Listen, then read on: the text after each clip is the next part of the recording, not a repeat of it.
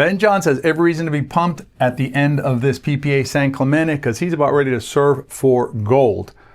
But the real question is, did Ben and Gabe win this match, or did Federico and Hayden lose it? I'm going to show you how Federico and Hayden lost this match and what you can do to avoid doing that when you play. At the end of every match, and this is no exception, you can find multiple things that the teams could have done better. We could be focusing in this video on middle coverage. Here we're going to see how Federico and Hayden have a breakdown in middle coverage here. They're both leaning to the middle again and again. You're going to see a ball go to the middle here in a second, and you'll see Federico and Hayden basically have a confusion there, and then who's going to take it. Right now it's going to happen where you're going to see, whoops, who's going to take that ball? It's an absolute disaster at this level of play. No one's clear. They missed that. So that's one issue you could look at. We can also look at the mental side of the game. Right now, Federico and Hayden are up 3-1 in game 5. They're in control. Here, Hayden's going to miss a reset in the transition zone. And it's not that he misses the reset, it's the reaction. You're going to see him now look to the side here. He's upset. He's shrugging his shoulders. Federico has his hand on his hip. This is just a really hard way to play pickleball and to be successful, even at their level of play. Those are fine to look at, but what I want to show you is something absolutely crystal clear that happens in game 5 of this match that cost Federico and Hayden the match, and it's 3 things that you can avoid when you play. I'm going to set the stage for you so you can see how clearly it was this error that cost them the match. So we're in game 5. This is a PPA finals match, so they go 3 out of 5. Federico and Hayden won the first game and the 4th game, and Gabe and Ben won game 2 and 3.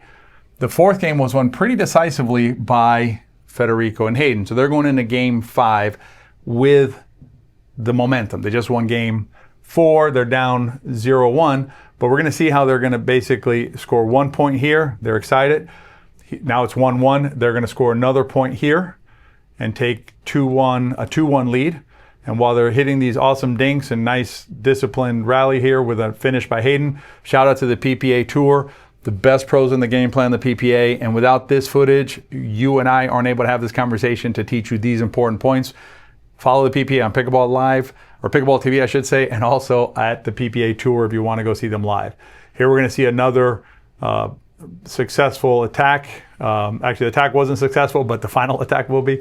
So you have playing with a lot of confidence, Federico and Hayden, a lot of confidence here, and then an attack on Ben there. And here you have Federico, very excited. It's good. They're up 3-1. They're on a roll.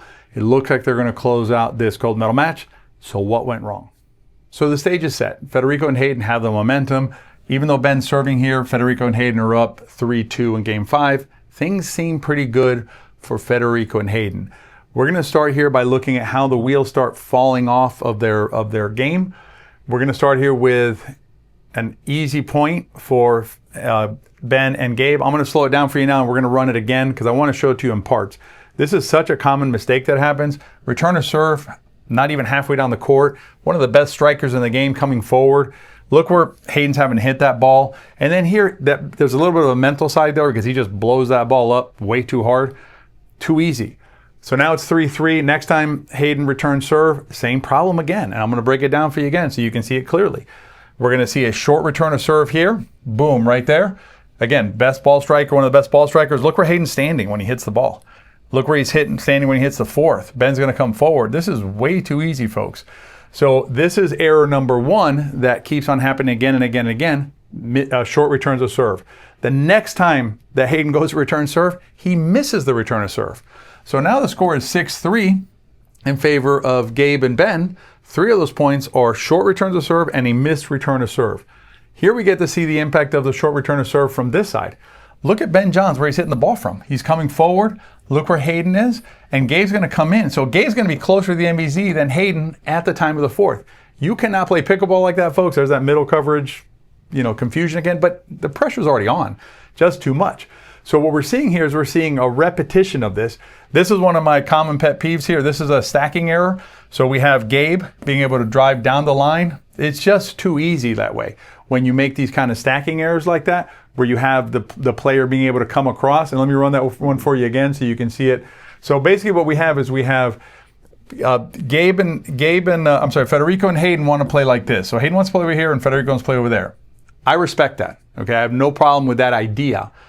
But I keep on losing points on unwinding this stack. And if you don't know about stacking, I have a free stacking guide that I'll send you. I'll give you a link at the end of the video and you can get it.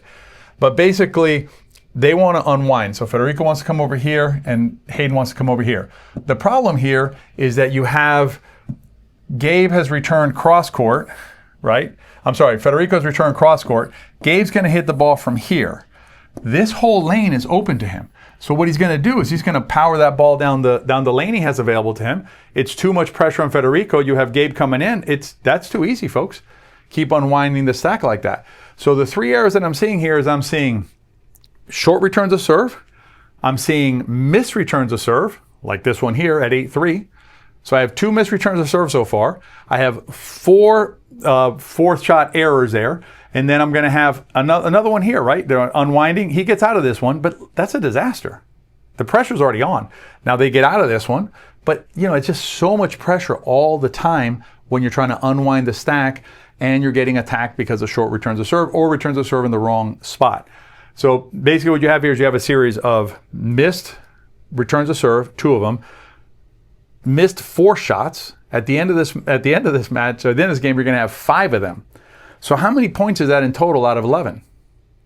That is 7 out of 11 points that are due to errors on the return side, including the return to serve and unwinding the stack. So here we're going to see it's 10-3. So now they're serving for the match. Ben's going to take his time as he always does. One of the calmest players on the tour, if not the calmest. What do we see here? Again, short return to serve.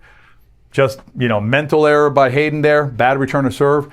If you want to avoid these types of losses in your play, focus on your return side, get your return side spick and span. I'll put a link here to that guide I promised you on the Stacking Lab. Subscribe to this channel so you get more content just like this, and I'll see you next time.